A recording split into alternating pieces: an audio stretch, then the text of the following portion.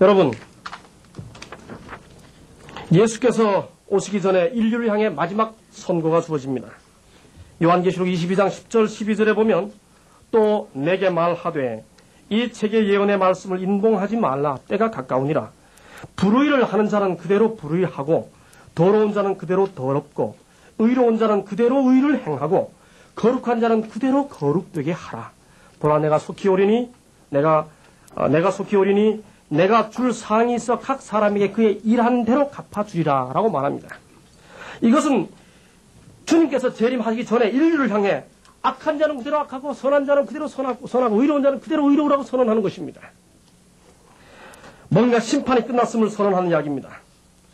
그러나 지금은 은혜 받을 때입니다. 동시에 지금은 소위 심판이 진행되고 있는 때입니다. 그러므로 우리는 더욱 깨어서 그리스도를 바라보고 주의 오심을 준비해야 합니다. 이 모든 것이 이렇게 풀어지리니 너희가 어떤 사람이 되어야 마땅하뇨? 거룩한 행실과 경건함으로 하나님 나의 임하기를 바라보고 간절히 사모하라. 하늘 불에 타서 풀어지고 체질이 뜨거운 물에 녹아지려니와 우리는 그의 약속대로 의해 거하는 바 새하늘과 새 땅을 바라보도다. 우리는 재림교회는 재림을 기다립니다.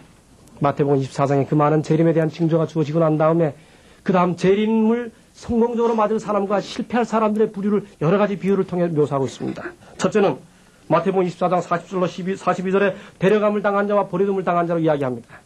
저희들은 재림교회는 이것을 세대주의자들처럼 버려둠을 당한 자가 7년 동안 이 땅에 버려질 유대인이라고 이해하지 않습니다.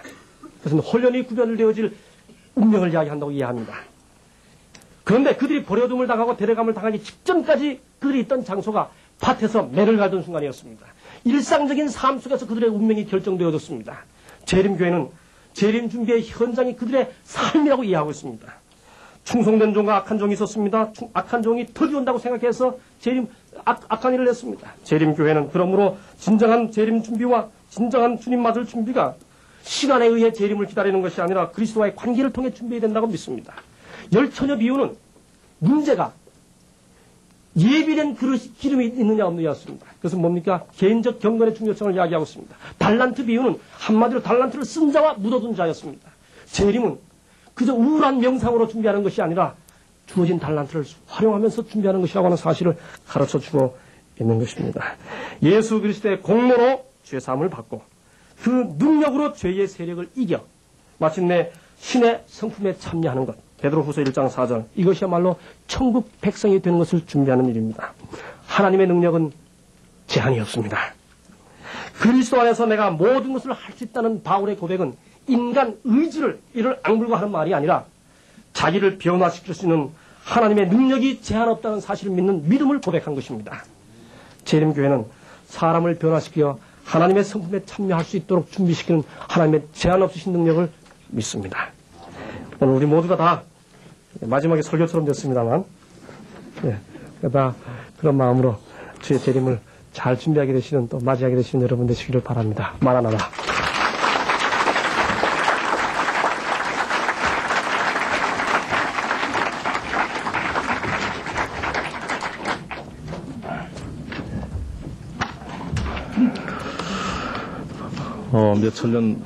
수백 년 동안에 그 논란에 되어온 여러 가지 문제점들이 어떻게 두세 시간 만에 어떻게 다 공감을 하고 또 해석되어진다는 것은 상당히 무리라고 생각이 되어집니다. 제대로 하자면은 밤을 새면서 하면 재밌을 것 같아요. 근데 여기서 그렇게 빌려주지 않을 것 같습니다. 다음에 또 기회를 만들도록 하고 오늘 몇 분이 또 질문을 해주시고 그랬는데 우선 질문을 조금 받고 질문을 받은 다음에 중복되는 부분은 제가 하나로 묶어서 말씀을 드리고 답변하신 분들은 그냥 간략하게만 해주시길 바랍니다. 시간이 많이 가기 때문에 우리 김수영 교수님께서도 질의를 하시겠다고 이제 구두로 말씀하셨는데 잠시 후에 그 시간을 갖도록 그렇게 하겠습니다. 예. 우선 몇 가지가 질의가 되어 있는데 신계훈 교수님께 그 질의가 들었는데 어디 계십니까? 예. 제가 잠깐 그 질의 내용을 읽겠습니다. 전통적 일반 교회에서는 의인은 물론 악인까지도 죽은 후 지옥에서 영원히 고통을 당하는 것으로 믿고 있는 바 안식일 교회에서는 악인의 영혼은 죽는다고 하는데 이것의 성경적 근거가 무엇입니까? 작년 8월 10일과 9월 2차에 걸쳐 이번 토론회를 주관하는 개신교 문제연구소가 개신교에서 영혼이 죽는다는 주장을 해온 원세우 목사의 이단성에 대해 질의한 바도 있는데 이러한 주장은 안식교나 여호와의 증인과 어떤 차이가 있습니까? 한상식 목사라는 분이 질의를 주셨거든요. 간략하게 답변을 해주시죠. 예, 일로 나오시죠. 아마 제가 알기로는 예. 문제가 말입니다. 예. 오늘 주제에 대한 문제가 아닌데 예, 예. 한 가지 문제를 가지고 주개발 표도돼야 되는 그런 긴 문제인데요. 이걸 간략하게 답변할 수 있을까 하는. 그러시면은요. 일단 오늘 주제에 대한 문제를 예. 간략하게 해주시고요. 아마 제가 알기로는 신 박사님께서 지으신 저서가 있는 것으로 아시는데 웬만한 건 그로 다 대체를 시키는 걸로 하시죠. 예, 간략하게 하시고. 예, 시간이 많이 갔기 때문에 죄송합니다.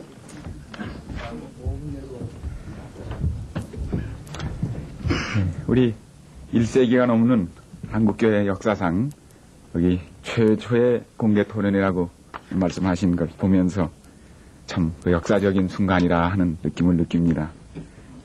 모처럼 우리 개신교의 근본 정신인 솔라 스크립투라, 오직 성경의 참 정신이 부활하는 그런 깊은 감명을 받습니다. 짧은 시간이라고 말씀하셔서 지금 말씀하신 이 문제가 아마 이 주제의 외의 문제라고 이렇게 말씀을 하긴 하셨는데 사실 성경에서 있었던 제1차 이 토론이 뭔가 하면 죽음에 관한 것이었습니다. 그래서 예수님께서 요한복음 8장 44절에 보면 마귀는 처음부터 거짓말한 자라고 얘기를 하셨습니다. 그 처음 번 거짓말이 뭐였는가?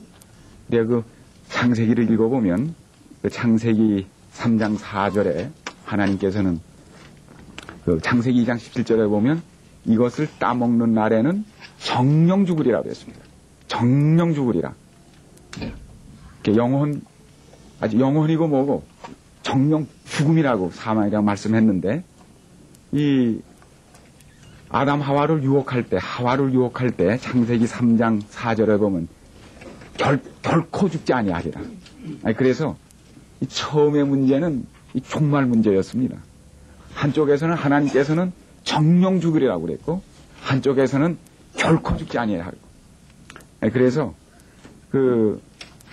왜 하와가 범죄했을까? 아담이 이 종말을 알지 못하면 이 종말로는 이 신학의 아주 크라운이라고 얘기를 했습니다. 그래서 종말에 관한 개념이 바로 서면 이 신앙과 도덕의 수준이 결정된다는 이런 아주 하나의 표준이라고 한 얘기도 거기 있는데 그래서 사형수들이 하는 말대로 죄는 짓더라도 결코 죽을 죄는 짓지 말라는 말이 죽음에 대한 처절한 하나의 실상을 이해할 때 그렇게 됩니다. 만약에 아담과 하와가 그들의 범죄의 결과가 그런 비참한 죽음으로 끝나는지를 알았더라면 죽음의 실상을 알았더라면 결코 죄 짓지 않습니다. 사형수가 자기가 한 일의 결과가 교수대에서 또는 총살로 그렇게 끝날 줄 알았더라면 죄 짓지 않습니다. 그러므로 이 종말에 관한 문제는 사실 제가 짧기 때문에 그냥 생략을 하겠습니다만 5분 동안 다룰 문제는 아닙니다. 아주 중요한 문제입니다. 사실은 지금 논의된 모든 문제보다 제 생각에는 더 중요하지 않나 그렇게 생각됩니다. 그래서 에스겔 18장 4절에 보면 범죄한 영혼은 죽으리라고 말씀을 했습니다. 로마서 6장 23절에 보면 죄의 값은 사망이요 하나님의 은사는 그리스도 예수 안에 있는 영생이니라. 그래서 영생이 영원히 사는 것처럼 죄의 결과는 영원히 죽는 것입니다. 또 우리 요한계시록 20장 맨 15절에 보면 무슨 말씀이 있습니까? 둘째 사망, 영원한 죽음이 있습니다. 그래서 사망도 사망한다는 말이 있습니다. 계시록 20장 15절에 보면 사망도 사망하느니라. 사망이 불보서 들어가는 거죠? 네. 거기 보면 한번 여기 보여드리면 그 20장 15절에 보면 그 말씀이 있습니다. 여기 보면은 그 바다가 그 가운데서 죽은 자들을 내어주고 사망과 음부도 그 가운데서 죽은 자들을 내어주매 각 사람이 자기 행위대로 심판을 받고 사망과 음부도 불못에 던지우니 이것이 둘째 사망이라고 했어요. 예. 그러니까 사망이 둘째 사망을 당하는. 예. 죽음이 아니라. 예. 근데 둘째 사망이 무슨 다른 걸로 가는데. 예. 그래서 이 불못이 정말 있느냐 없느냐. 성경은 분명히 있다고 말합니다. 있습니다. 불못하고 사망하고. 그런데 여기 잘 보시면 그래서 그래가지고 불못이 있기는 있는데 언제 있는가? 그게 사실은 이제 우리가 중요한 그 토론의 중심이 돼야 할 것 같습니다.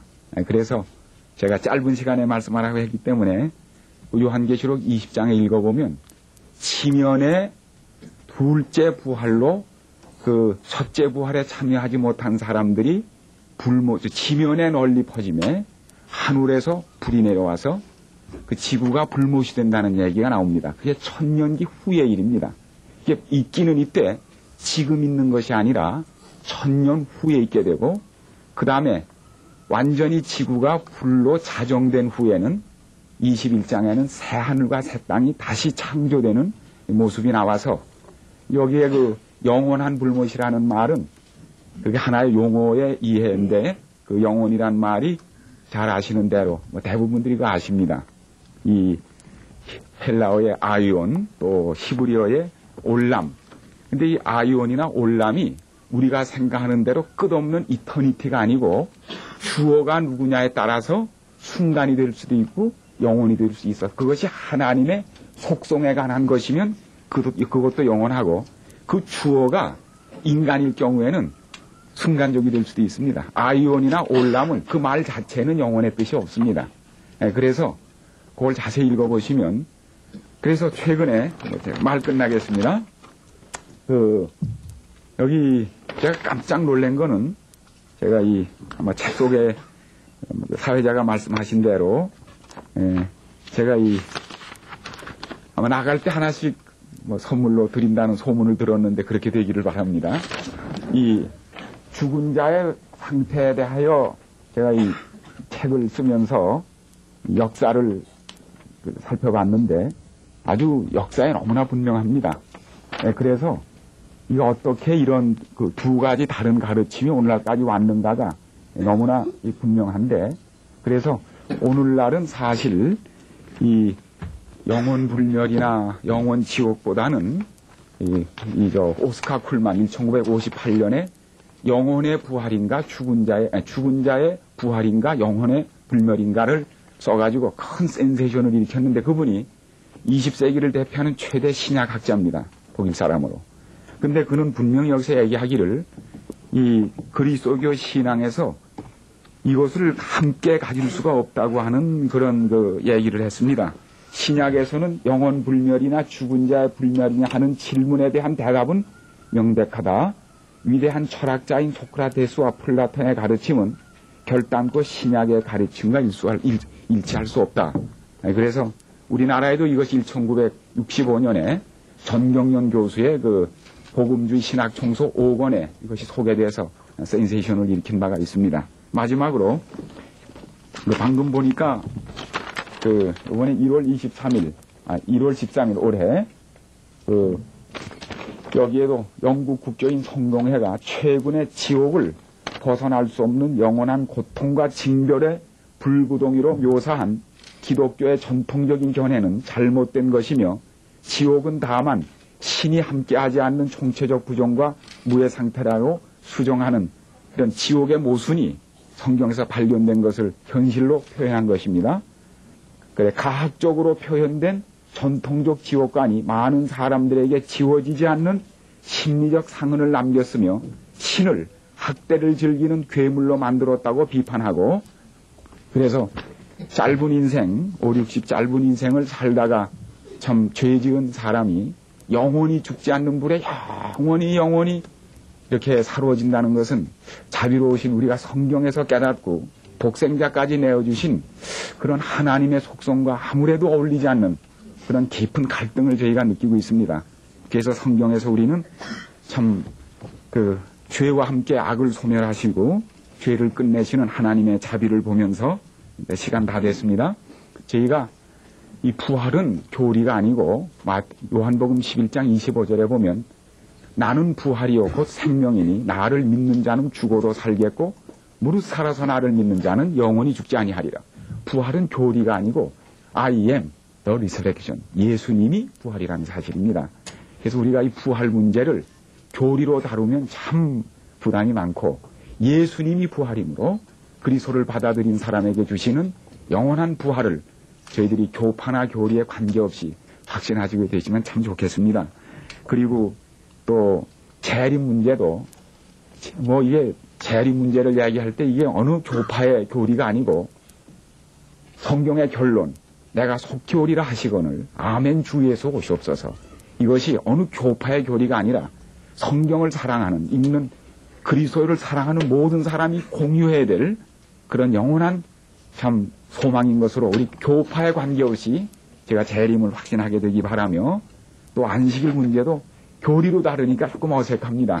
사실은 인자는 안식일의 주인이라고 하셨으므로 우리가 주님 사랑하는 마음으로 교리적인 교파적인 편견을 떠나서 이 모든 것이 예수님과 연결돼서 다루어질 때 저희들이 정말 같이 주님을 부르고 찬양하고 기도하면서 편견 없이 이렇게 주님 사랑하는 귀한 그리스도인 믿음의 가정이 되시기를 바라는 마음이 간절하며 이런 좋은 자리를 마련하셔서 모처럼 참 솔라 스크립투라의 개신교의 전통을 이렇게 세워주신 여러분들과 주최하신 분들에게 진심으로 감사드립니다.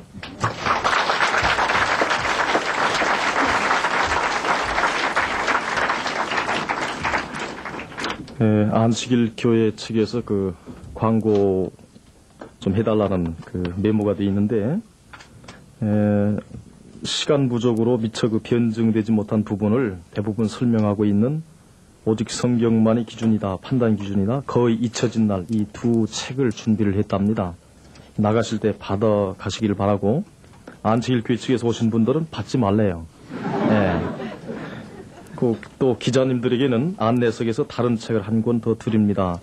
보너스로 더 드린다고 하니까 우리 기자분들은 받아가 주시면 고맙겠습니다. 이 질의가 굉장히 많아서 이걸 어떻게 정리를 해야 될지 모르겠는데요.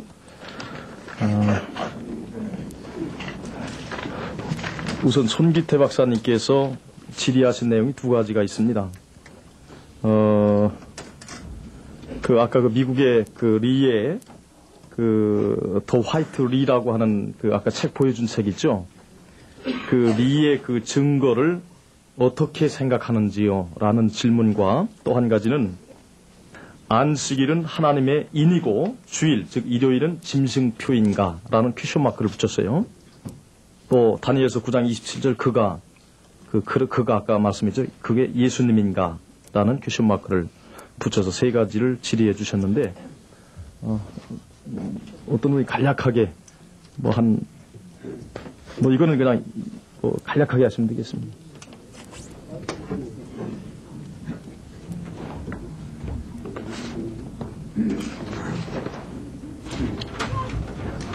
네, 월터 레이의 더 화이트 라이. 그 책을 안 돼, 앞에 나올 수 있어.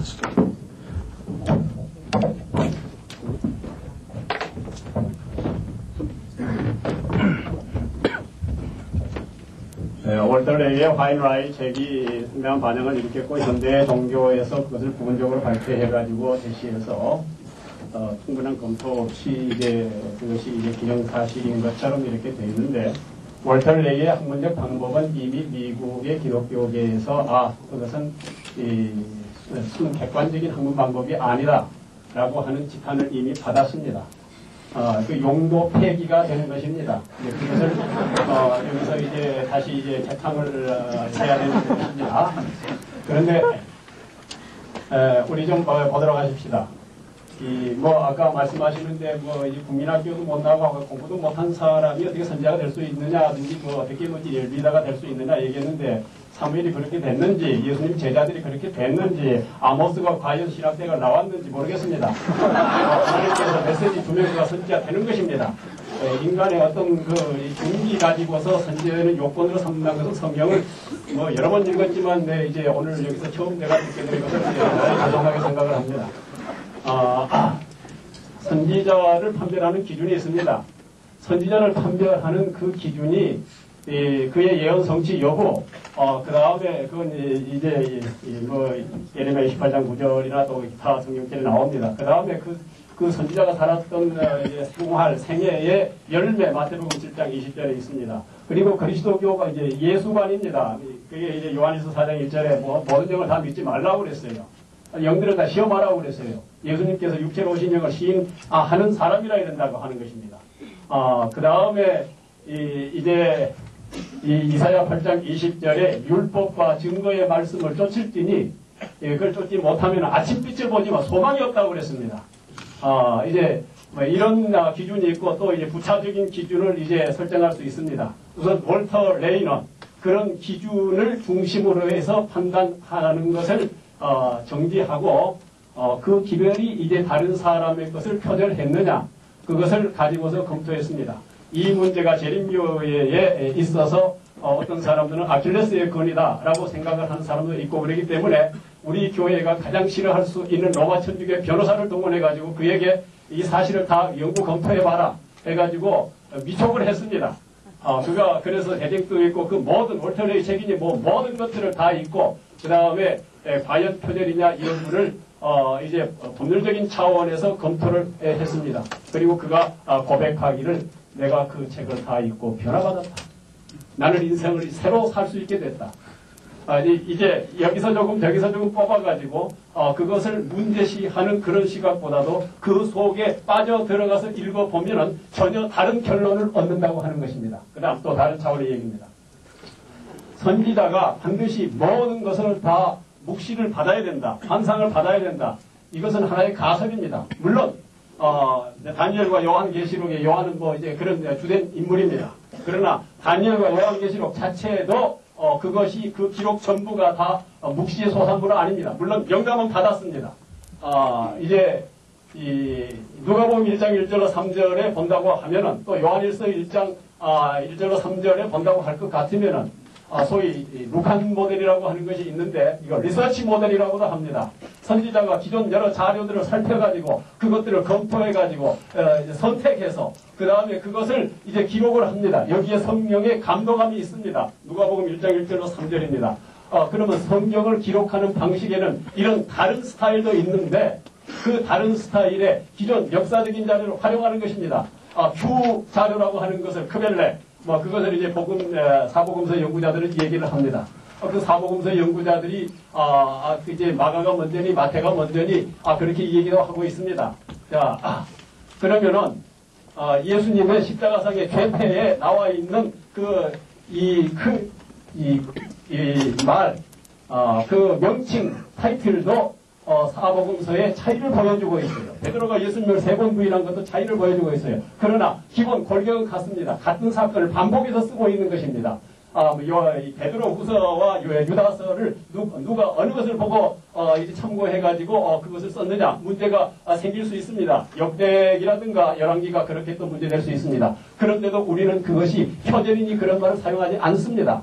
여기에는 성경이 프로페틱 모델, 예언자적 모델이 있고 그 다음에 리서치 모델, 예언자에게 하나님께서 역사적인 자료를, 기존 자료를 활용할 수 있다고 하는 것입니다. 그런 모델에 따라서 기록할 수 있고, 이 두 가지의 컨비네이션도 가능한 그런 하나님께서 히브리서 1장 1절로 3절에서 다양한 방법으로 말씀하시는, 그리고 이 모든 날 마지막에는 예수 그리스도를 통해서 말씀하시는, 그런 방법이 이제 말하여 하나님께서 우리들에게 메시지를 전달하시는 그런, 것입니다. 이제 정말로 그래서 재림교회에서 보고 썼느냐라고 하는 것을 컴퓨터에다 다 입력을 데이터베이스에 넣어가지고 그것을 다 연구해서 20만 달러를 들여서 연구해가지고 얼마만큼의 퍼센테이지가 나오느냐 이것을 다 연구해가지고 공개화시켰습니다. 그 공개한 것은 현대종교에 안 나오대요. 그것까지 그게 속편입니다. 그 속편을 우리 송기태 박사님 한번 읽으시고서 화인라이 같은 제목만 위에 건 내지 마시고 뭐 괜찮아요. 이미 우리는 다 면역이 되어 있고 그러니까 상관할 게 없습니다. 이제 이런 성경의 기록 방식과 관련 또 복음서와 성경에 있는 여러 자료의 유사적인 자료에 대한 선지자들에 대한 평론 같은 것이 없다고 하는 사실도 유의하면서 이제 이 문제를 대처한다고 하면은 거기 부분적인 완전히 100% 볼벌팀 축자적인 그러한 표절은 거의 나타나지 않고 무언가 심지어 화이선지자가 웨슬리그를 인용할 때도 가령 율법은 하나님의 본성의 사본이라는 것을 품성의 사본으로 바꿔서 인용했습니다. 거기서 동의한 것이면은 그건 해안에 새로운 것이 없어요.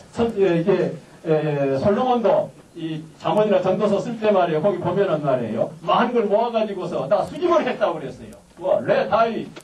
다윗의 시도 그렇게 수집됐다고 하지 않습니까? 그러면 선지자가 이게 성경 시대에는 수집해가지고 사용하는 것은 상관없대.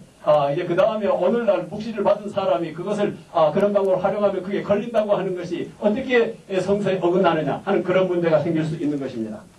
그 다음에 또 이제 안식일은 하나님의 인인가 하는 이런 문제입니다. 간략하게 해주시죠. 예. Yes. 한마디로 요약하겠습니다. 네, 안식일은 하나님의 인이다. 왜? 인의 개념이 무엇입니까? 인에는 말이에요. 이름이 나와요. 그 다음에 이제 통치 구역이 나타나요. 그 다음에 그가 어떤 신분을 가지고 있는가 나타나요. 그것이 넷째 계명에 그대로 나타난다 그 말이에요. 넷째 계명 자체의 구성, 내적인 구성 특질이 인에 말해주고 있다 그 말입니다. 그 다음에 이제 이 출애굽기 31장 13절이라든가 이런 데서 그것을 노아 자서의 표라고 이렇게 말했습니다. 징표. 그건 단순히 무시할 표가 아니라 우리나라가 태극기를 중요하게 여기듯 그런 표입니다. 그러나 그 표 자체는 그렇게 중요하지 않아요. 그 속에서 예수 그리스도의 구원을 체험하는 사람이 정말 인이지요. 성령의 인도 있지 않습니까? 또 이제 마지막 이제 천사의 이제 인도 나오고 종말론적인 인도 나오고 있습니다. 이제 그런 인이 제 여기 아까 유인물 가운데서 종말론적 인에 대해서 그 문제를 조금만 건드리고 갔습니다만은 인이 된다고 생각합니다. 그 다음에 이제 다니엘 9장 27절에 그가 예수님인가 이제 그 마귀인가 이제 이것을 아까 송기태 박사님 많은 말씀을 이제 하셨는데 김상래 목사님이 이제 히브리 그 문장 이 특성을 생각하면서 그 설명을 했다고 생각을 합니다. 이제 그 종말론 파티에 관한 것인데 성경을 정말 유심히 읽어야 합니다. 정말 유심히 읽어야 돼요.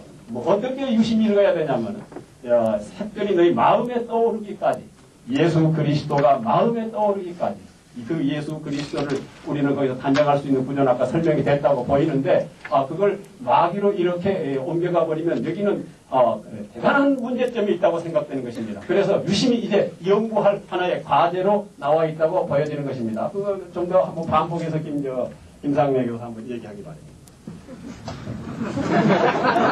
아까 말씀하셨습니다.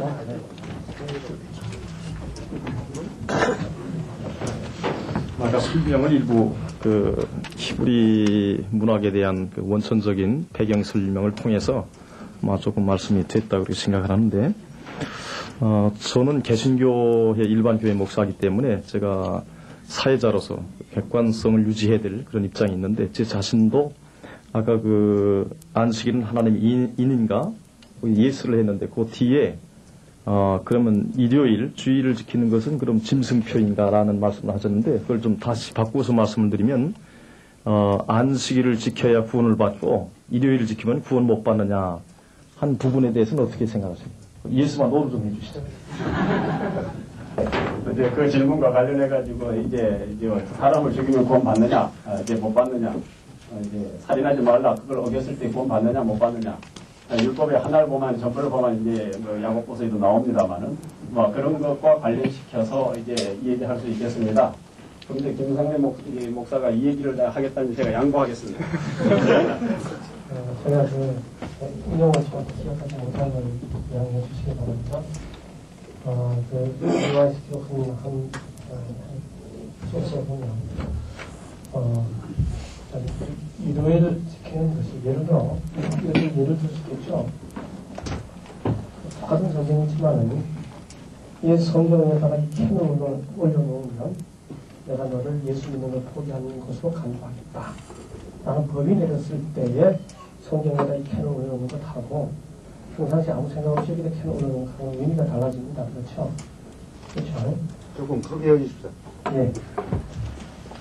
그러므로, 우리가 저희 짐승의 표라는 말의 의미를 어떻게 이해해야 되는가 하면, 그것이 하나의 아무도 선택할 수 없는 강제적인 법령이 돼가지고, 너가 만약에 일요일을 지키면, 그러면 내가 너를 참으로 성경을 믿는 줄 알겠다. 라고 하는 강제적인 법령이 내려서 공포되었을 때, 그때 내가 일요일을 받아들이는 것하고, 지금 개개인적으로 그에게 허락되어진 빛 안에서 하나님 말씀대로 사는 것하고는 의미가 다릅니다.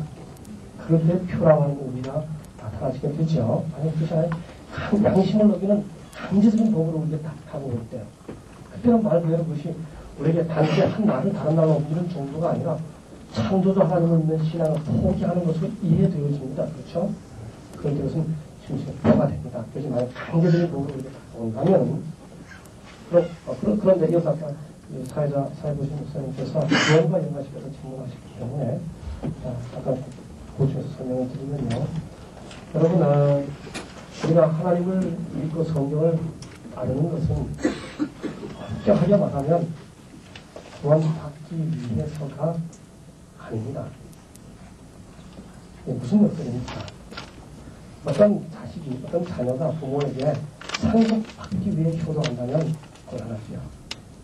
매맞기 두려워서 효도한다면 곤란하죠. 구원, 영생 얻기 위해서 하나님 믿는다면, 지옥가기 싫어서 하나님 믿는다면 곤란하죠. 하나님 사랑 때문에 하나님 존재하죠. 구원만 받을 수 있다면 나는 이것이 하나님의 뜻임에도 분명하고 이대로 살겠다. 라고 하는 것이 곤란한 것입니다. 구원만 받을 수 있다면 이래도 저래도 상관없어. 라고 하는 그 의식. 그것이 진짜 믿음으로 말하는 의라고 말할 때 그 믿음이 무엇인지를 설명해 주는 것입니다. 하나님께서 원하신다면, 아버지 뜻이라면 그 아버지 뜻대로 따라 살겠다고 하는 것이 진정한 믿음을 설명해 준 것 아니겠습니까? 네, 잘하겠습니다. 제가 한마디 보충하시면 제가 받아들이기는 그런 것 같습니다. 구원하고는 관련이 없고, 구원받은 사람이 안식일을 지키면 효자고, 또 일요일 지키면 좀 덜 불효자 시키는 것 같다. 구원하고는 관계없지만은 그런 얘기 아니겠습니까? 간략하게? 강제적인 법이 될 때는 위해서. 그러나 지금 강제적인 법, 그러니까 강제적인 법은 아니다 말씀하시니까, 중요한 문제인데, 짐승표를 받으면요, 교훈이고 효도고 무엇이 유한풀에 들어가요. 분명히 얘기하시라고 하기 있지. 그것이 강제적인 교훈이고 뭐이고 사랑의 효자고 그러니까 유한풀에 들어간다니까. 그 짐승표, 그러니까 주일을 지키고 일요일을 지키는 것은 짐승표 받는 것은 아니다라는 겁니다. 왜 아니요? 그거라고 했잖아. 근데 그건 유한풀에 들어간다. 국가적인 강제법으로 주어졌을 때 그것이 짐승표고. 양심을 강제하는 그런 상황이 아직 오지 않았습니다. 그런 상황이 아직 안 왔다고 말씀하니까, 만약에 주의를 지킴으로써 짐승표 받아서 지옥 간다. 그러면 그건 수정을 좀 해야 될 것 같습니다. 더 보충하면서 그만하고 한 예만 말씀드리겠습니다. 그리스도인이 되면 부모를 순종해야 한다라는 사실이 명백함에도 불구하고 나는 계속해서 부모를 거역하겠다. 그것이 하나의 국가적인 법으로 내게 강요되든 안 되는 굉장히 그리스도의 자세가 아닙니다. 예를 들어서 우리가 지금 이 평상적인 삶 속에서 개개인적으로 하나님의 진리에 대한 어떤 명령을 이해할 수가 있습니다. 그런데 그것이 내 구원과 상관없기 때문에 끊임없이 내 마음대로 살겠다라고 하는 그 부분에 대한 판단을 하나님께서 하실 것입니다. 그러므로 우리는 그것이 소위 홍수 사건도 하나의 전체적인 역사의 단절 아닙니까? 그렇죠? 전체적인 역사의 단절 이전에 개개인적인 성령의 감동이 있습니다. 제가 말씀드리는 것은 소위 역사적인 단절 속에서 하나의 전 세계적으로 국가적으로 어떤 아니면 사회적으로 하나의 일요일 준수가 하나의 신앙적 양심을 포기하고 선택하는 것에 자로 다가와진다면 그것은 창조주 하나님이라는 신앙을 포기한 것입니다. 예, 그건 이제 마저 설명 듣도록 하십시다. 예, 그건 아직 다가오지 않은 거라니까.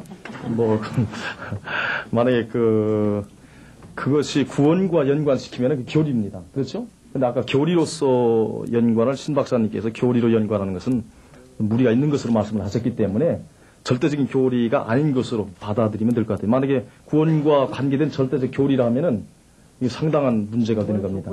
네. 어떤 것도 구원의 조건이 되었습니다. 그렇죠? 구원의 조건. 그러니까, 예. 교리에서 보면 그런 겁니다. 그 신앙에도 안 지켜주고 그런 거라. 그러니까 예, 그 정도 하시고, 하여튼 뭐 이 토론이라고 하는 것은 이렇게 충분하게 토론을 거쳐야 어떤 쟁점이 나오는 거니까, 여러분이 뭐 감정에 앞서서 뭐 이렇게 발언을 하시고 그러시지는 않기를 바랍니다. 그러면 이쪽 두 연사님께 그 질문이 지금 많이 와 있는데, 그 요약해서, 그냥 뭐, 되게 보니까 중복되는 부분이 많거든요. 김수영 박사님께서 먼저 해주시죠. 일로 나오셔서 해주시죠. 예.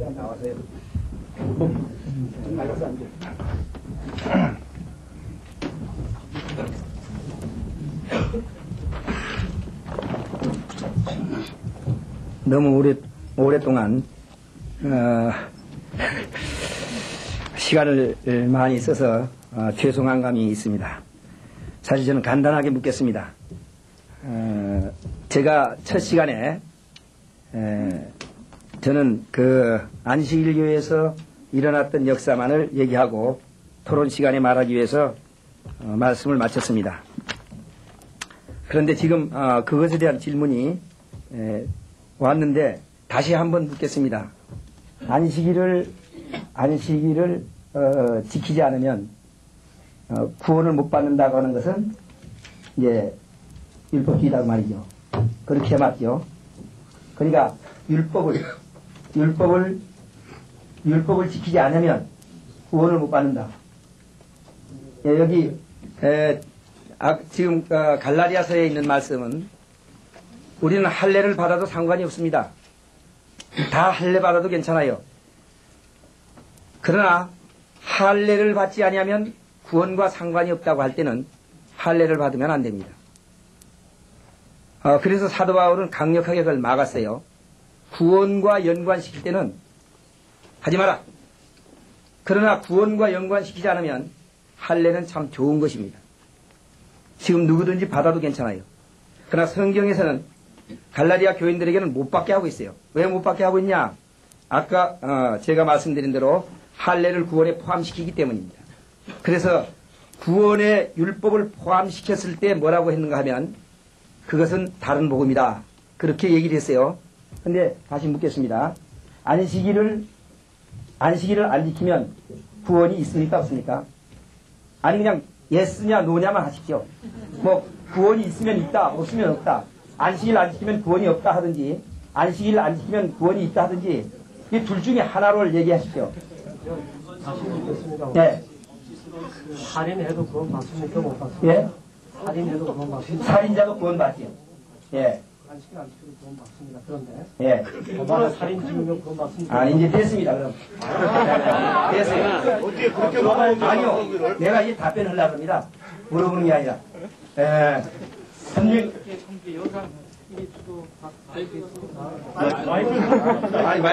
마이크를. 지금 내가 이제 확인하고 말씀을 드리려고 하는 거거든요. 예, 확인만. 질문에 답변하십시오. 예.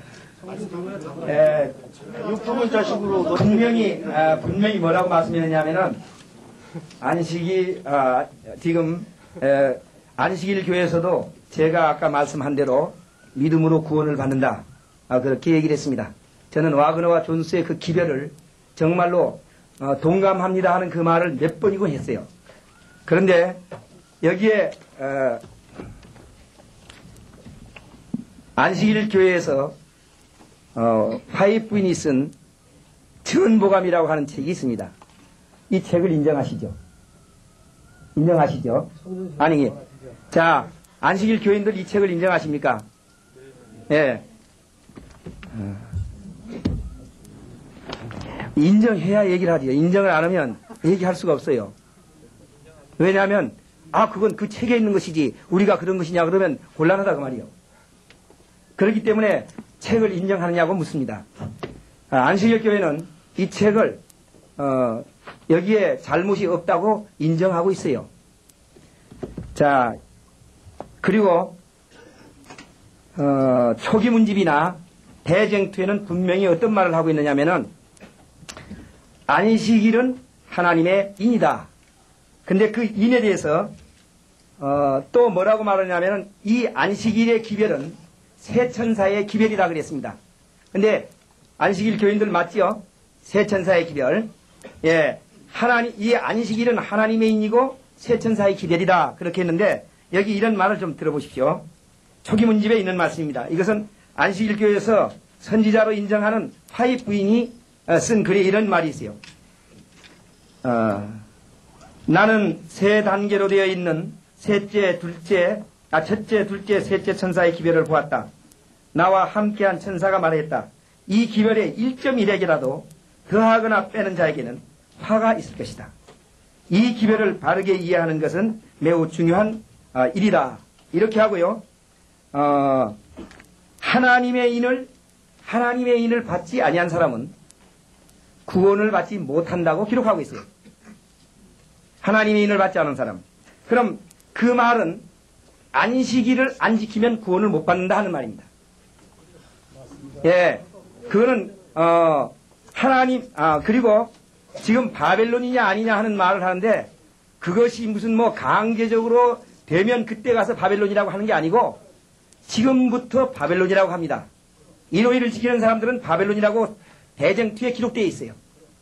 안식일 교회에서 선지자가 써서 이상이 없다고 하는 대쟁투에 자기들은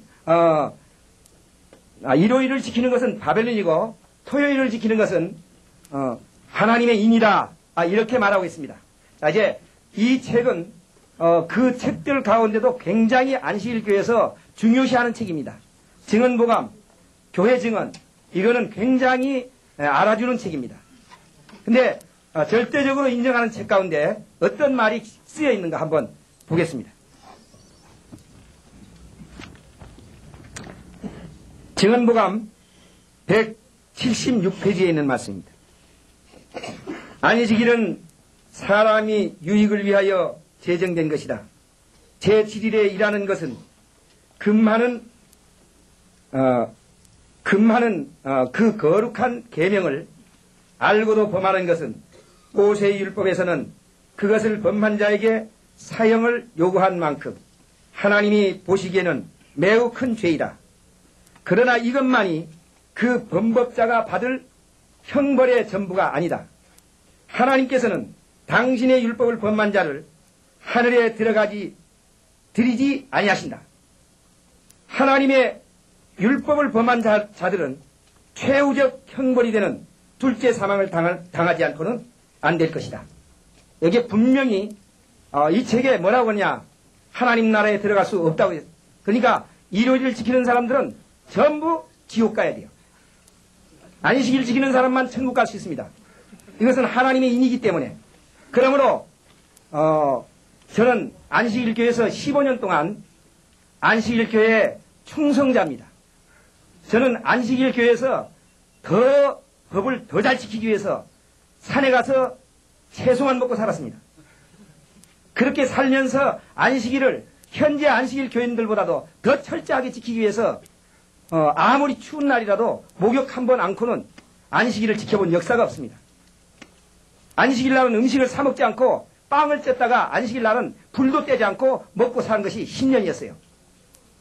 자, 이렇게 살았는데 왜 내가 안식일 교회에서 나왔는가? 왜 나왔는가? 그것은 바로 이 문제입니다. 안식일을 안 지키면 구원이 없다. 우린 예수 그리스도를 믿음으로 구원받는 것이지 안식일을 안 지켜서 구원을 못 받는다면 이것은 와그너와 존스가 말한 바로 율법주의예요. 와그너와 존스만 말한 것이 아니라 화이트 부인도 역시 그 대총회장을 가리켜서 율법주의라 그렇게 말했습니다. 율법주의라고요. 그러므로 안식일 교회가 나는 율법주의라고 믿습니다. 왜 그러냐? 여기에 안식일을 안 지키면 지옥 간다고 써있기 때문이에요. 어떤 것도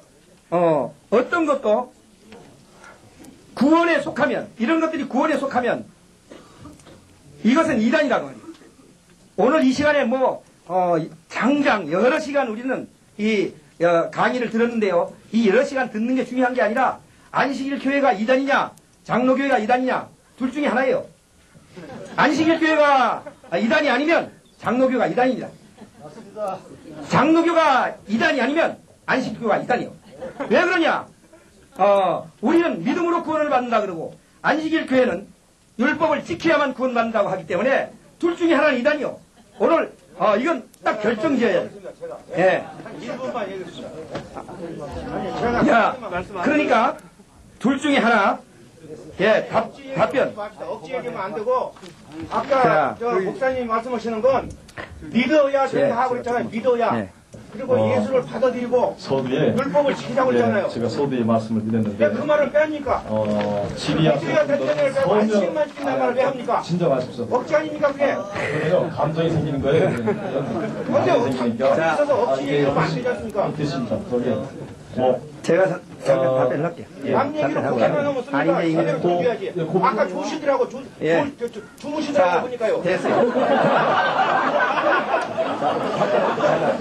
자, 오늘 제가 말씀드리고 싶은 것은 우리 저 기성교회에서 말이죠. 안식일을 지키는 안식교회가 토요일날 예배를 드리니까 이단이다 그렇게 생각하고 있거든요. 그건 아닙니다. 토요일을 지키는 것이 이단이 아니에요. 토요일날 예배 드린다고 이단이 아니에요. 저는 그것 때문에 이단이라고 할 수 없습니다. 토요일날 예배 드릴 수도 있고 월요일날 예배 드릴 수도 있고 예배를 드릴 수 있어요. 네, 그것 때문에 이단 아니에요. 그것 때문에 이단이 아니고 여기에 아까 얘기한 대로 이것을 안 지키면 하나가 못 간다는 겁니다. 그러면 일반 우리 일요일을 지키는 사람들은 전부 지옥 가야 돼요. 이 자리에 올 필요도 없습니다. 다 지옥 가야 되니까. 네, 그래서 제가 그 말씀드린 것이고요. 여기 우리 찬송가에 안식일이 있는데 이걸 지켜야 되느냐 안 지켜야 되느냐. 사실 율법이라는 것은 아까 말씀드린 대로요. 율법이라는 것은 이렇습니다. 아까 아버지의 말을 들어야 되느냐 안 들어야 되느냐. 들어야 되죠. 누구든지 순종해야 됩니다. 잘 들어야 돼요. 그러나 오늘 한 가지 우리가 깨달아야 할 문제가 있습니다. 아버지에게서 나는 문제와 아버지의 말에 순종하는 것은 전혀 다릅니다. 아버지로부터 나는 것은 아들이 되는 것이고요. 아버지의 말은 아버지의 말을 순종하는 것은 불효자식이냐 효자냐 하는 것이지 그 아버지의 아들이 안 되는 법은 없습니다. 예, 아버지에게서 났으면 그건 아버지의 아들이에요. 근데 어떤 아들은 10아들이 있다면요. 10아들이 아버지에게 순종하는 부분은 전혀 다릅니다. 같은 아들인데도 다 달라요. 그렇다고 해서 그 아버지 난 아들이 아니냐? 그건 아닙니다. 예, 아들은 아들인데 어떤 아들은 순종하는 아들이요. 어떤 아들은 순종하지 못하는 아들이요. 만약 안식일이 하나님의 계명에 합당한 것이라면 안식일을 지키는 것은 순종하는 아들이요. 우리는 순종 못하는 아들이다. 이렇게는 생각할 수 있으나 이것을 안 지키면 지옥 간다고 하는 것은 이건 율법주의다고 해요. 그렇기 때문에 저는 안식일 교회에서 15년 동안 더 잘 지키기 위해서 오직 예언의 신 그렇게 하다가 이제 나왔습니다. 그래서 저는 오직 구원은 믿음으로 계명을 지키는 것은 구원받은 사람들이 해야 할 일이지만 계명을 다 지키느냐 그럼 성경 갈라디아서에는요 계명을 다 지키느냐 계명 다 못 지킵니다. 율법으로 의로워지려 하면 하나님께서 떨어진다고 했습니다. 절대로 어떤 사람이든지 계명을 다 지키는 사람이 없어요. 계명의 궁극적 목적은 내 이웃을 내 몸같이 사랑하라는 거예요. 그러면 누가 안식일 교회에 몇 명이나 왔습니까? 내 이웃을 내 몸같이 사랑하는 분 있으면 한번 손 들어보세요. 예? 어떤 사람도 내 이웃을 내 몸같이 사랑하지 못하거든요. 그렇기 때문에 율법은 다 못 지키는데 어떤 사람 좀 더 지키고 어떤 사람 좀 덜 지키고 그러나 하나님의 자녀냐 아니냐 이렇게 안식일을 안 지키면 하나님의 자녀가 아니다 하는 것은 잘못된 것이다 그 말이에요. 네, 감사합니다. 지금 잠깐만요. 오늘 이 자리는 15대 총선 유세장이 아닙니다. 네. 그래서 얼쏘 이런 발언은요 굉장히 유치한 겁니다. 우리 그리스도인들은 들을 때는 신사적으로 청취도 하고, 그래서 뭐, 기다 아니다, 뭐, 그러면은, 여기서 어떻게 이게 수백 년 동안에 거론된 것이 여기서 기다 아니다가 판별되겠습니까? 그러니까, 그런 그 감정이 설사 앞서더라도, 내 선입감을 좀, 그 감정을 자제하시고, 그래서 이 토론회가 필요한 거 아닙니까? 그렇게 뭐, 극단적으로 얘기할 것 같으면은, 이런, 저 이번에 국회의원 출마 안 씁니다. 박수 안 쳐도 괜찮아요. 그러니까, 물론 이렇게 충분히 토론하고 말씀하실 수 있습니다. 왜 연사니까. 그렇죠? 그래서 질문을 받는 겁니다. 그러니까 충분히 토론이 앞으로도 계속 되어져야 될 부분이고, 요 부분이 좀 상당히 그 중요한 오늘 그 토론 가운데서 어쩌면 가장 핵심적인 부분인 것 같아요. 그래서 요 부분을 짤막하게, 뭐 이렇게 배경 설명보다는 아주 간단 명료하게 우리 신 박사님 한번 해주시죠. 예. 그리고 총장님이 낫지 않겠어요? 아무래도 총장님이 교수보다 나으실 것 같으시니까 간략하게 말씀해 주시죠. 이건 말씀을 아마 저 스스로 하신 말씀이고요. 그 틀린 질문에는 대답이 없습니다. 대답이 맞자면 질문이 맞아야 합니다. 그래서 안식일을 지켜야 구원을 받느냐 하는 질문은 광복절을 지켜야 해방됩니까? 라는 말과 같습니다. 그래서 우리 그 신명기 5장 15절에 보면 내가 너희를 종되었던 애굽에서 인도하여 내었으므로 여호와가 명하여 안식일을 지키라 하느니라. 그래서 안식일은 사실은 그 구원의 그 아까 말씀한 조건이보다도 결과라는 사실을 저희들이 깨닫게 됩니다. 그래서 저는 아까 들으면서 안식일을 지켜야 구원받습니까? 라는 말은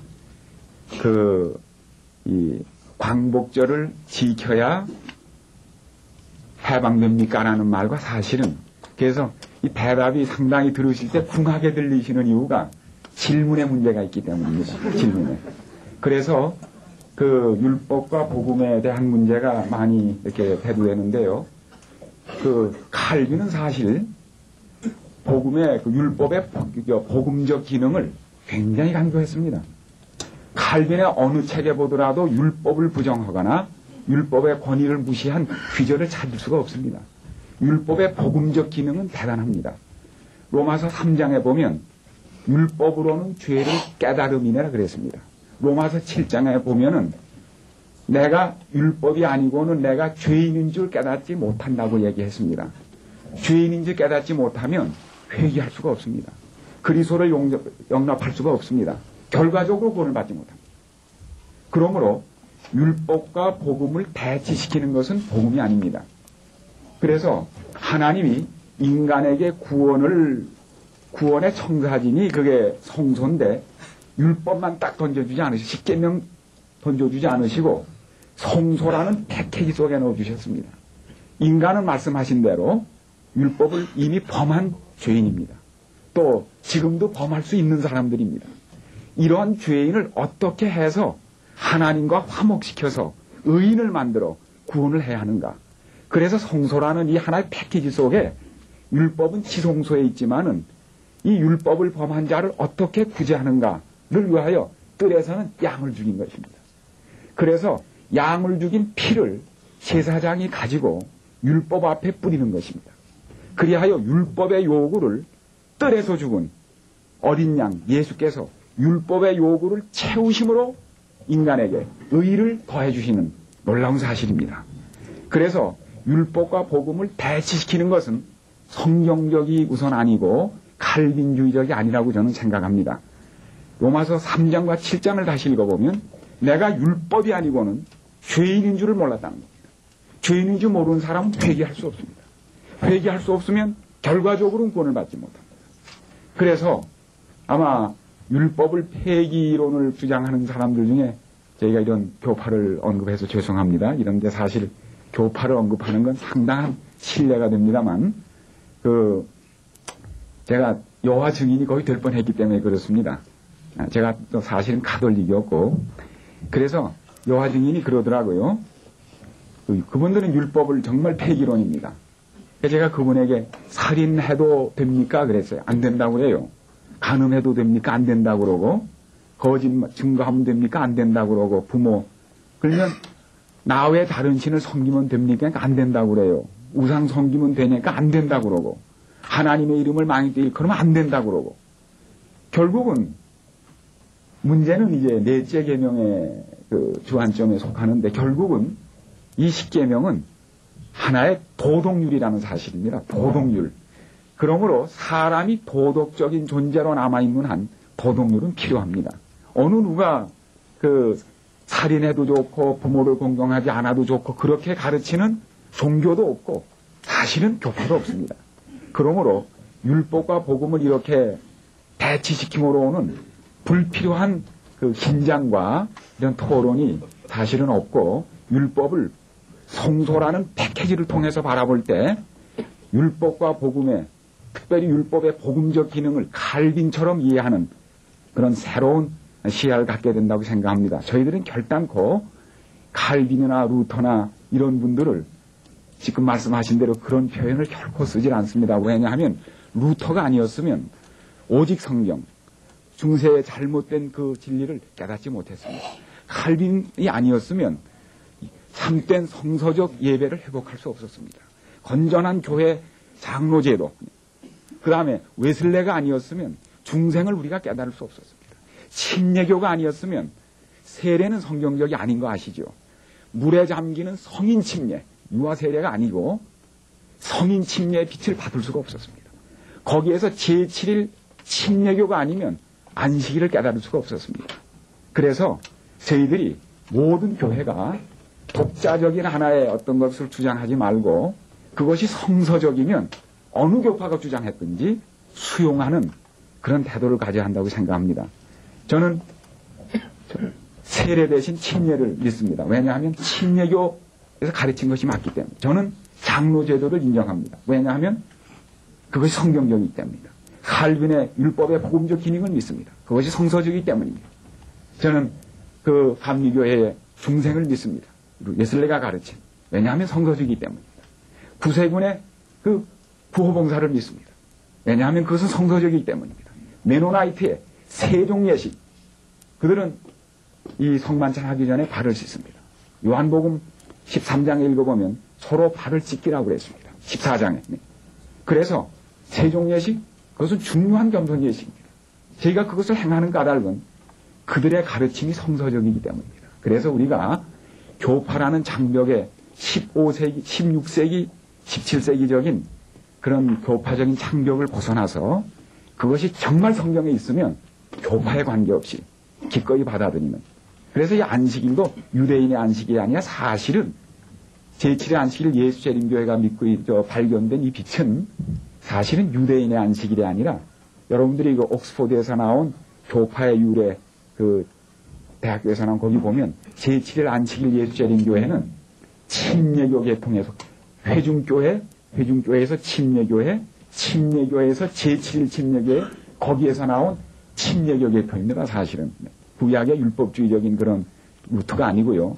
그래서 그것이 성경에 있으면 교파에 구애하지 말고 기꺼이 성경을 따르는 솔라 스크립투라의 그런 개신교, 우리 개혁 그 루터나 칼빈이 처음에 보여줬던 그런 빛을 따라야 할 것이며, 분명한 것은 루터나 칼빈이나 많은 분들이 그 시대로는 많은 진리를 누구보다 많이 깨달았지만, 그러나 그 후에 밝혀진 많은 진리가 있다는 사실을 생각하면서 그분들의 공헌과 노고를 저희가 정말 감사하는 동시에 새로운 빛에도 마음을 여는 이 개방시대의 오픈 마인디드에 그런 우리가 마음으로 한다면 저희가 서로 이해하고 공존하면서 진리의 빛을 더 잘 나누지 않을까, 그렇게 생각합니다. 대단히 감사합니다.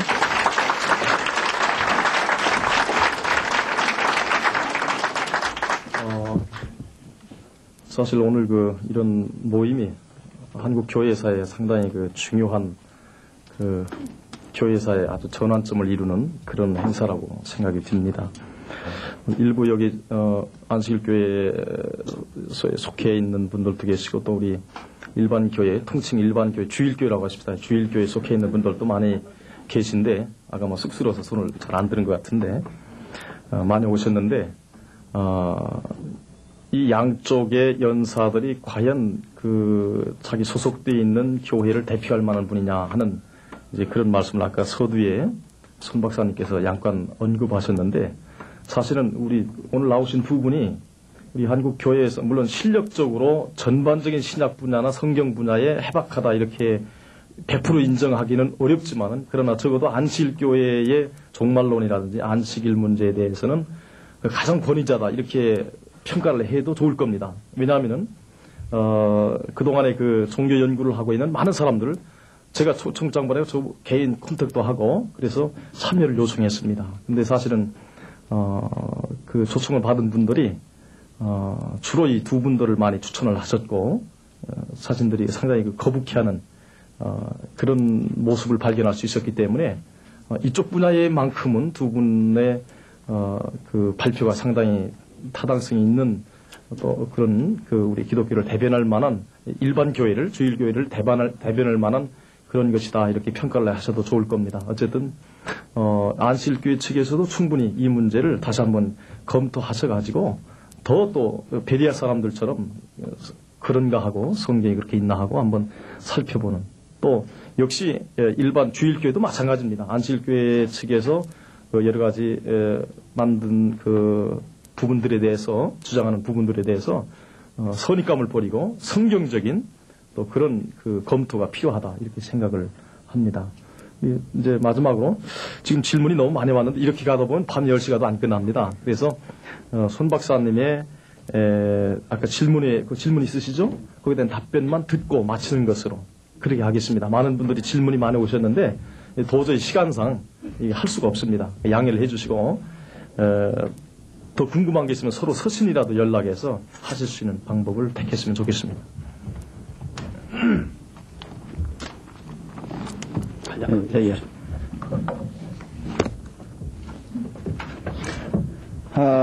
축자영감서를 강조하셨습니다. 다니엘서 내용은 문자 그대로 해석해야 된다고 하셨습니다. 그렇다면은 히브리서 8장 1절 2절 그가 하늘 위에 우편에 앉으셨는데 성소와 장막 보자라. 이 장막은 주께서 베푸신 것이라 했습니다. 첫 장막은 무엇인가요? 2300주야를 연으로 해석하는 것은 비판하셨는데 70일의 중에 한 일회를 왜 7년으로 해석하셨습니까? 하는 질문입니다. 성경에는 문자로 해석할 것이 있고 상징과 비유로 해석할 것이 있습니다. 그런데 문자로 해석할 것을 상징으로 갖다 붙인다든지 상징으로 해석할 것을 문자로 붙인다 하면은 여기서 문제가 생기는 겁니다. 다른 성경과 같이 억지로 푼다는 게 뭡니까? 다른 성경이 뭡니까? 아까 얘기한 그렇게 억지로 풀다가 너희가 멸망한다. 하늘에 있는 성소는 이것은 히브리서에 분명히 하늘의 모형과 비유라고 그랬어요. 그건 모형과 비유입니다. 그거는. 그것을 이 땅에 모세의 성막 계시를 통해서 우리에게 보여준 건데 그 성막의 모두가 신약의 그리스도 아닙니까? 그건 표상으로 보여준 겁니다. 그거는. 그것은 표상으로 풀어야 되는 겁니다. 그리고 가령 666 지금 짐승의 표에 대해서 많은 사람들이 그 구원과 상관이 없다 그럽니다. 왜? 상징이기 때문에. 그런데 왜 그 표를 받으면 지옥 간다 그래요? 그럼 지옥도 상징입니까? 그건 실제입니다, 실제. 그러니까 상징과 비유의 해석을 할 때 그렇게 갖다가 제 마음대로 붙이는 게 억지로 푼다는 겁니다. 누가? 무식한 자들이. 미국의 그 목사님이 그래요. 시간이 많이 가서 이제 그렇겠습니다. 2300주야는 이건 주야 아닙니까? 주야. 주야는 아까 얘기했죠? 모세 때 40주야. 같은 주야입니다. 그게 주야로 되어 있지만은 킹 제임스 성경에는 데이 날이에요, 날. 뭐 밤과 낮 이게 아니고 데이라고 해요. 날이라고 2301이라고 1이라고 나와요. 그걸 갖다가 모세 때는 왜 40년으로 안 하고 왜 2300주야를 갖다가 연으로 푸냐 이거죠. 네, 그런 얘기고, 그럼 나머지 7년은 왜 해석을 했는데 그것은 왜 그 일자로 합니까? 여러분이 그걸 아셔야 됩니다. 70주는요, 1고1에 62일에 한일에 이렇게 세 단계로 돼 있어요. 우리가 아는 대로. 그러니까 1주는 7년이잖아요. 그러니까 하루로 1년을 해서 7일이죠. 그 7일을 1년을 하니까 그런 연이 나온다니까. 네? 아니, 그저 1년을 하루로 계산한 그 세금 1년이 나오잖아요. 7년이 나오잖아요. 7일이니까 그런 7일이니까 7년이라는 말이 1년이 아니고, 하루가 1년으로 계산했잖아요. 그러니까 일주일이 7일 아닙니까? 그 연으로 하니까 7년 아니에요. 그거를 일자로 해석하면은 7년을 일자로 하면 2520일 아니에요. 그게 절반이 1260일이라고요. 절반이. 7년의 절반이 일자로 말하면 1260일이라고요. 근데 안식교에서는 그것도 10일자에 가서 계시록 10일자에는 또 연으로 갖다 붙이잖아요. 그것도요. 그게 70일의 속에 다 들어가 있는 건데 70일의 속에서 그게 남아있는 거를 갖다가 초림매수로 해서 딱 끝나버린 거예요. 지금 거기서 해석하는 건요. 그러니까 1260일은 70일과 상관이 없다고 해요. 그죠? 1260일은 상관이 없다고요. 거기는요. 지금요. 그럼 우리는 그렇게 안 풀어요. 70일의 속에 한일에가 들어있는 거예요. 그 7년으로 계산하니까 날짜가 1003년 반, 한때, 두때, 반때, 42달. 그 1260일 아니에요? 그러니까 어떤 거는 날짜로 하고 어떤 거는 연으로 하고 통일이 없다 이거예요. 제가 푼 거는 70일에 전부 똑같이 날짜로 풀잖아요. 62일에나 남은 한일에나 이걸 똑같이 날짜로 똑같이 푸니까 정확하게 나오잖아요. 근데 안식교에서는 어떤 건 날짜로 풀었다고, 어떤 건 일자로 풀었다고. 그렇게 하면 40년, 홍성주가 40년 한 계산이에요. 그러니까 여기에 대한 해석은 그거고요. 이건 이제 그게 그거고요. 그 다음에 제가 하나만 이제 더 얘기하겠습니다. 아까 리 박사님의 이 책을 그냥 가치 없는 걸로 그냥 펑키하고 내버리쳐. 그래도 괜찮다 그랬는데, 이것 때문에 지금 미국에서 신실한 안식교도들이 안식교 개혁운동 이렇게 해가지고 교단 하나 생긴 거 여러분 아시죠? 그리고 요거는 지금 일부분을 지금 여러분에게 조금 번역해 드리는 겁니다. 이 전체 분량을 다 보시고, 여러분 이거 써놨잖아요. 대조해보라고요. 장로교 목사들이 써놓은 거 하고 화이트 여사 제목을 보라니까요. 꼬꾸대 꼭 아닌가. 여러분들이 꼬꾸대 꼭식으로 해가지고 묵살해버리면은 안 되는 거예요. 그러니까 이걸 여러분 좀 생각해 보시라고. 대조를 해서 이게 화이트 여사 거짓말인가 아닌가. 그리고 하나만 더 얘기하고 그만둘게요. 거짓 선지자가 뭡니까? 거짓 선지자가 자기가 예언한 게 안 맞으면 거짓 선지자예요. 다른 거 없어요. 신명기 13장에. 그렇죠? 예언한 게 안 맞으면 거짓말이에요. 여러분 이 책을 보세요.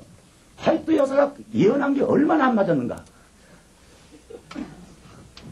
예? 그 덮어놓고 얘기한 건 증거가 다 있지 않습니까? 그 시간에 좀 말 얘기 못하는 건데. 그리고요. 얘기해 주세요. 고린도전서 14장 33절 하나님 말씀입니다. 그건 누구 말이 아니에요. 안식교나 무슨 화이트 여사나 뭐 장로교 말이 아니고 내 말도 아니고 하나님 말씀에 모든 성도의 교회에서 한과 같이 여자는 교회에서 잠잠해라. 저희가 말하는 것은 허락하지 않았다. 뭐 여자를 교회에서 선지자로 누가 말한 거 허락했대 성경에. 화이트는 여자라고요.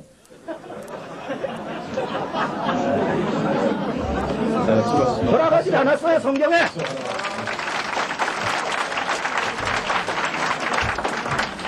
아주 오늘 토론이 굉장히 재밌습니다.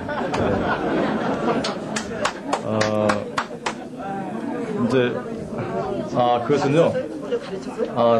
조용하세요. 그건 뭐 그렇게 말하면 이제 여자 목사 제도에 대한 문제가 나오는데, 그건 뭐 우리 일반 교회 측에서도 여자 목사가 있기 때문에, 그래서 우리 목사님 같은 경우는 그 인정 안 합니다. 그러니까 일반 교회 내에서도 상당히 근본주의적인 입장이 목사님 계시기 때문에.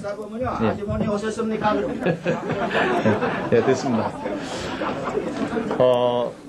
어쨌든 여기서 제가 볼 때는 그렇습니다. 안식일 교회 측에도 뭐 미스되는 부분이 있을 수 있고, 왜 성경은 정확하지만은 해석에 있어서는 오류가 있을 수 있다라는 저는 그렇게 생각을 합니다. 개인적으로. 또 일반 교회 측에서 풀이하고 있는 해석도 역시 오류가 있을 수 있다. 뭐 결론적인 것은 이제 천국에 가보면 확실히 알게 되겠지만은 그러나 이 땅에 있는 동안에 우리가 최대한 성경적인 것이 무엇인가는 우리가 알아야 될 필요성이 있기 때문에 이런 공개 토론회를 개최하게 된 것입니다. 제가 한 가지 말씀드리고 마치면 이 독일 같은 나라는 상당히 합리주의적인 국민들이라 충분한 토론을 하고 충분하게 아주 충분하게 토론을 해서 어떤 결과를 추론해냅니다. 그런데 우리 한국 사람들은 저도 지난주에 호주 한 주간 갔다 오고 그랬습니다만은 그저 어디 가나 빨리빨리 해요. 그러니까 조금 빨리빨리 조금 하다가 남 얘기는 안 듣고 내 얘기만 시컷 해놓고 상대방 안 듣습니다. 그리고 그냥 내 감정이 틀리면은 니들끼리 다 헤쳐먹으라 하고 나가버려요. 그 우리나라 국회 정치가 그렇습니다. 그게 우리나라 국민성이라 그러는데 앞으로는 이런 비합리적인 사고방식을 우리가 고쳐서 이런 그 공개 토론을 통해서 더 충분히 토론하고 검증을 해서 어떤 바른 성경적인 것을 찾아내야 될 것으로 그렇게 합니다.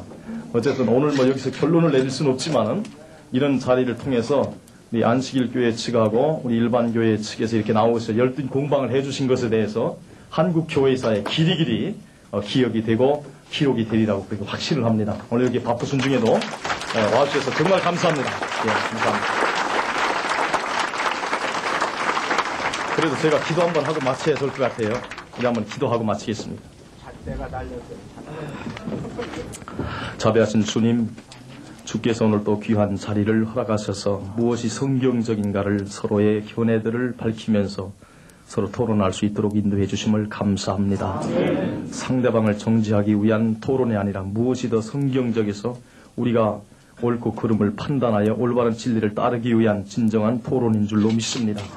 이와 같은 풍토가 앞으로 한국교회에 정착되어서 정말로 한국교회가 분열되지 않냐고 복음 진리 위에 굳게 설 수 있도록 도와주시기를 원합니다. 오늘 연사로 참여한 5분의 강사님들에게 은혜를 도와시고 오늘 여기 참여한 모든 분들에게 하나님의 놀라운 은혜와 평강으로 함께 하옵소서.